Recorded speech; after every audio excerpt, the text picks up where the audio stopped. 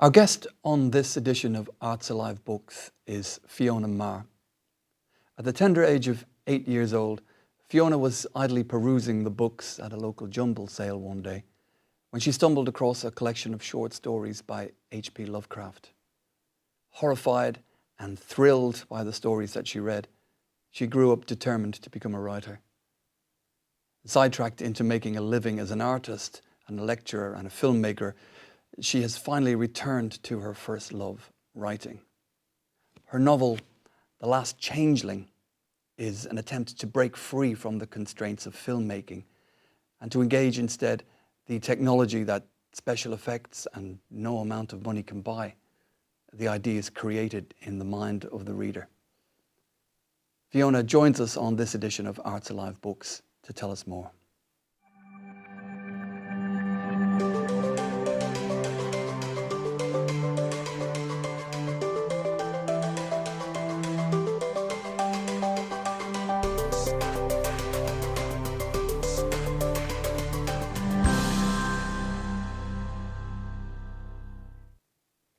Welcome to Arts Alive Books, and welcome to Fiona Maher. Hi. You're very welcome. So, this is your first novel, Yep. The Last Changeling, but you have quite an interesting career before you came to write and publish this. Do you want to tell us a little bit about that first? Oh, I've done all sorts of things, really. Latterly, I was making lots of short films. I wrote a feature film, Expiry Date, which got made. And I did things like, I had stuff on at Rain Dance. I did a film called The Apprentice long before the show came out. Okay.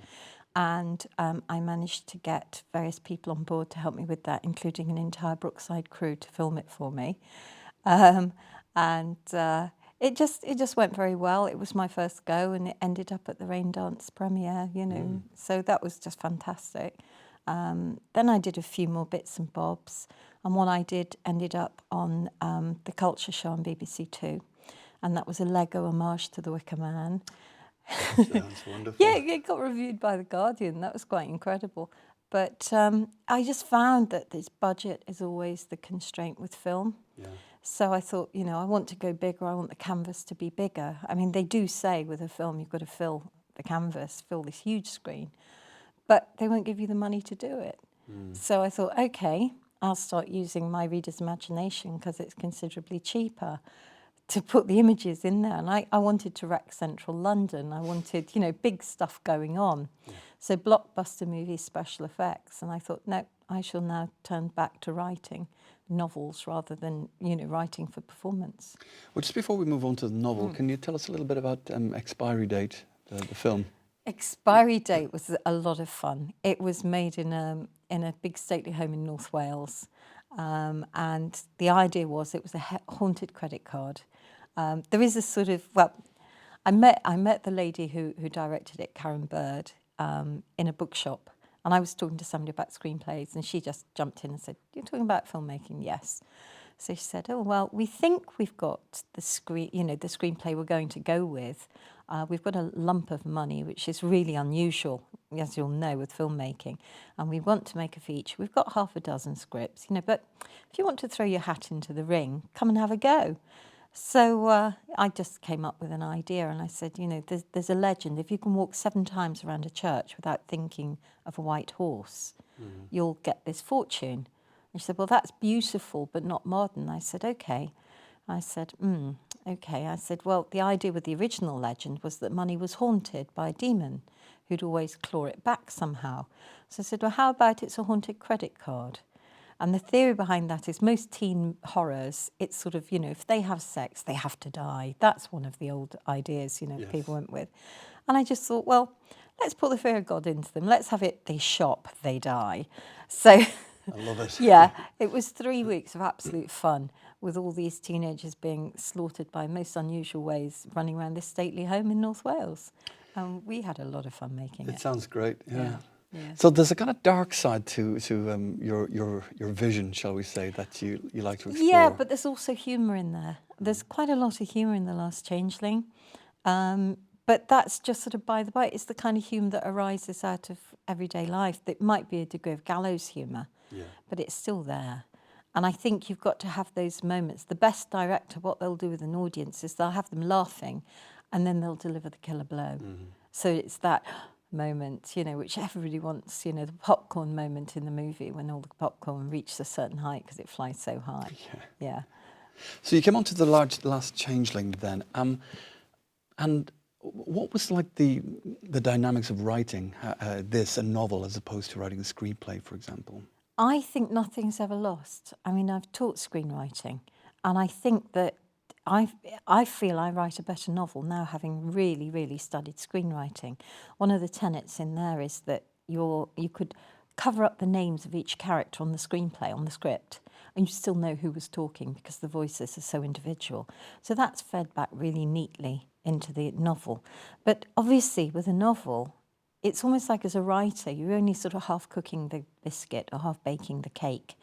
The job is finished off by the actors, and then the director will, you know, in the cut, will largely sort of rewrite the thing for you. Here, you've got complete responsibility. You're God. And characters literally live or die by your hand. But if they're fully realised enough, what they'll do is they'll go off and start doing things at the wrong time. You might have an idea of something they're going to do. Or sometimes they can surprise you entirely. And you think, you know, I've taught this to people and they've gone, what? Something you've invented will surprise you. Yes. And then obviously it will happen to them. If they've written a well-rounded character, they go, I never knew that. Because a lot of writing is from the subconscious. And that's the thing that's coming through.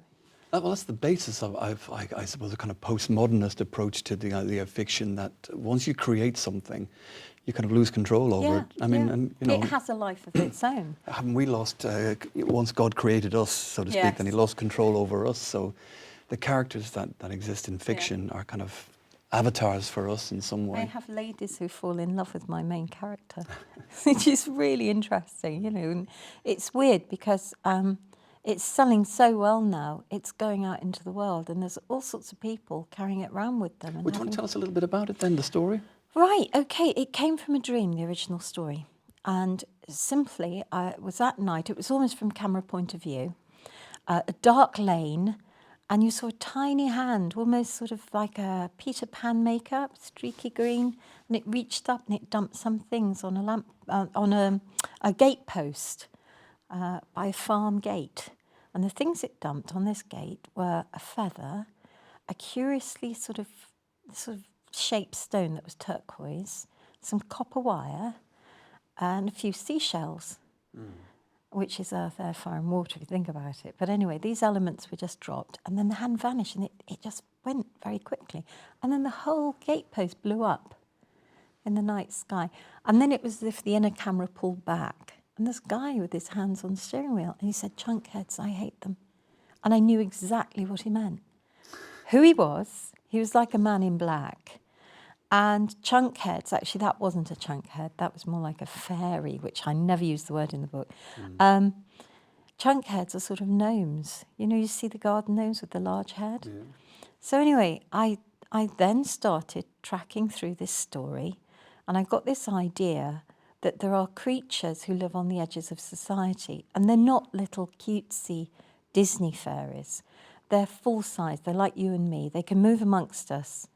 But there is something about them. And you'll meet people like this who look slightly fey. There might be some very slender girl serving you coffee in a coffee shop, and you'll look at her and you'll think, has she got mixed bloodline there? What's going on? So it's this idea that all the tales we tell now of lost time and abduction, we ascribe to UFOs and aliens. They were telling these stories about fairies centuries ago. And the old fairy stories, they're always very, very dark beings. So again, I hate the word fairy because it has connotations of Disney and it has connotations of flower fairies and these cute little things. So I use the term meta-hominid. And meta, they're both ancient Greek words. Meta means other, hominid means man. So these other men, these other folk move amongst us. And normally things are okay. There's some kind of weird balance going on. And there is a government organisation that exists to keep the races apart. Old treaties are held now with EEC set-aside land. That's all part of it.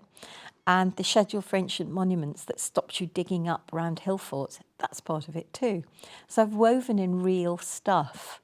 So I've got things like Churchill's black dog, which was famously how he had called his depression. Yes. I've got it as an actual spectral hound that haunts him because he did a deal with the meta-hominids to keep them out of the last war. Because they ended up, the first war, they turned up and they spread Spanish flu because they want us gone, really. We've destroyed the planet. Look what we've done. So every so often there's a rising. So in the 50s, we decided we'd get rid of them, so we sprayed everywhere with myxomatosis. And the story was it was to get rid of rabbits, but really it was to get rid of these beings. And of course they hit back with the varroa mite to kill the honeybees. It does sound like it's kind of ripe for a metaphorical reading, like, you know, the invisible people would be the communists in America in the 1950s, or the poor who are amongst us now, who we kind of will walk past and don't see. Yeah. Is that the kind of level or something that which you wanted to incorporate? Ish, but for me, it's more of it's a ripping yarn. It really is. I've just pulled in every single conspiracy theory I could think of and sort of knitted the story from them.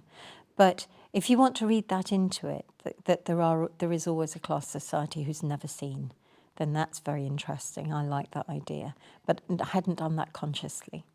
I was talking to you earlier about the Huldu folk, the hidden folk of Iceland, because again, I had to do quite a lot of research, and each society has got so many amazing stories about their other people, and they have to leave chairs for them on any council meeting in case the Huldu folk want to sit in, and that's enshrined in Icelandic law, and you can divorce somebody for having had an affair with an invisible person. It's just great. Oh, can I talk to you more about that in a bit? Yeah. That sounds very interesting. But for the meantime, Fiona, thanks very much. Please stay with us for part 2. We'll be talking more to Fiona about one of her favourite books, which is The Secret.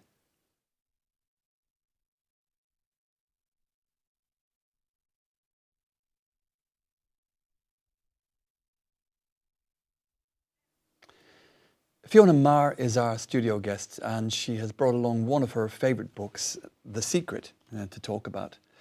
Before we come on to The Secret, Fiona, we were talking at the end of part 1 about these kind of people on the margins and invisible people.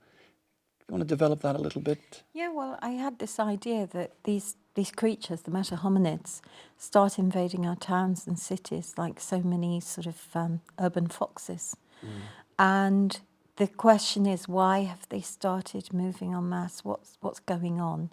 Is there something going on in their environment that's pushing them into our towns more?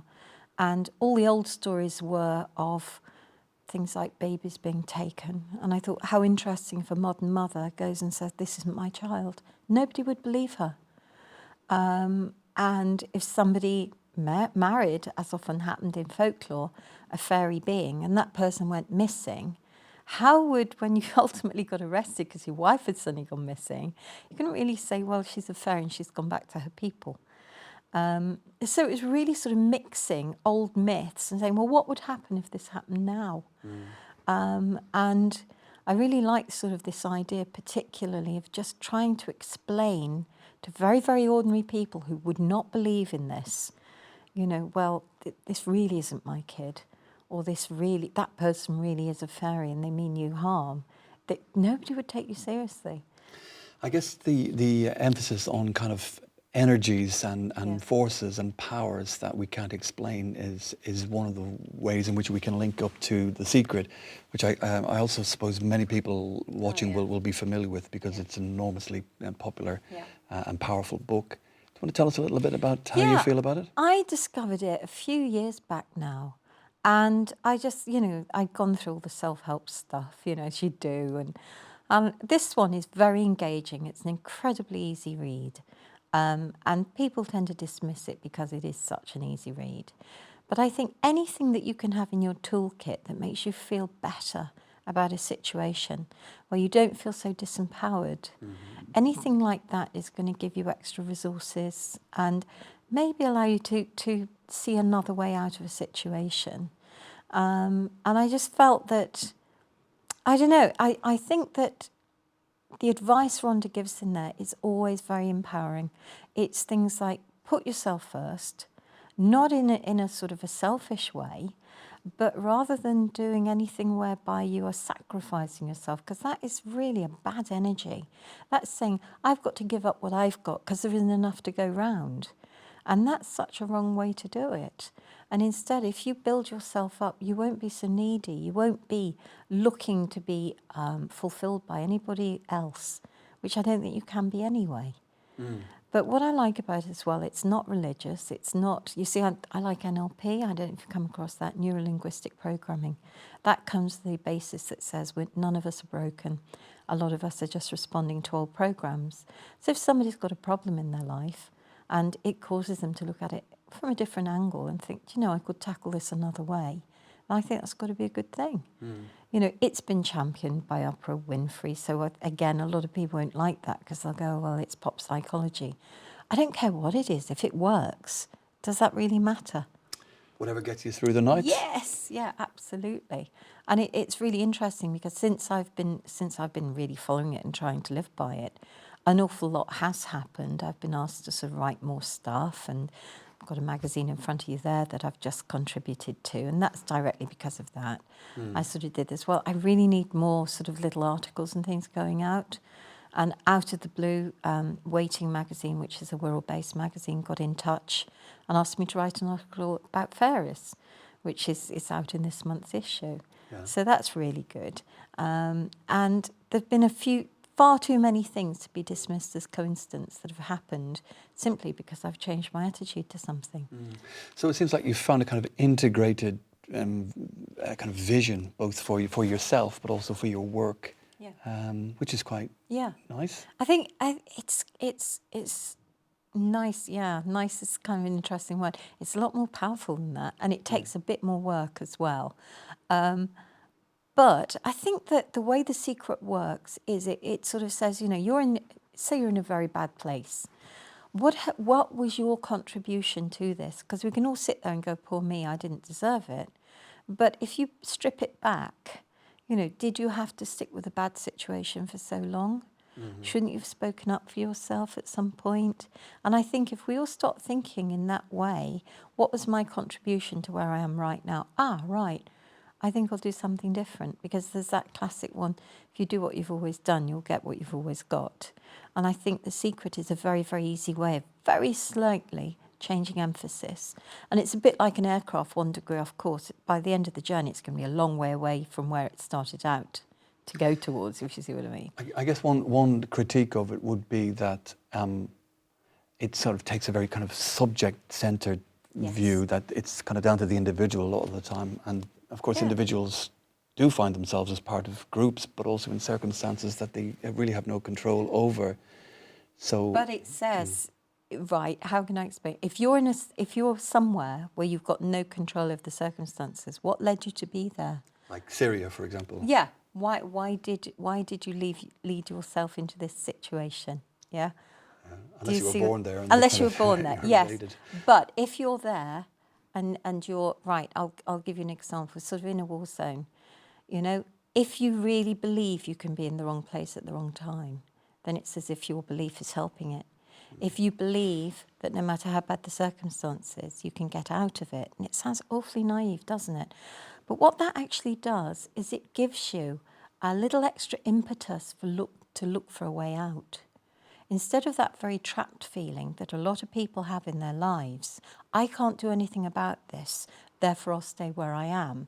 If you get somebody saying, well, actually you can, however small, you can do a little something, then people will start looking for the exit to get out of that bad situation. And I think that's got to be good. You know, okay, if it means marching over a mountain, then yeah, I can march over that mountain. Yeah. Do you see what I'm saying? It just gives you... It's almost like, you know, the Indiana Jones movies. Yeah. And he's beaten at the first one, you know, and you think, gosh, he can't get out of this. But he will always try to get out of it because he's got this ultimate faith he can get out of it. If he was the kind of person who thought, oh, no, I'm going to have to let this boulder roll over me now. Do you see what I'm getting at? It's that giving you that extra resource of, yes, I can do this, I can get out of here. And I do believe people are magnificent. And if they're given the chance, they can really rise to the occasion and really show what they're made of. But Sorry, I was going to ask you if you've got any more books that you're working on at the moment, or... Yeah, I'm working on the follow-up to The Last Changeling, which is called Cold Redemption. And I've got a couple of horror novellas out. One's called Salem Strategy, the other's called Gethsemane Gardens.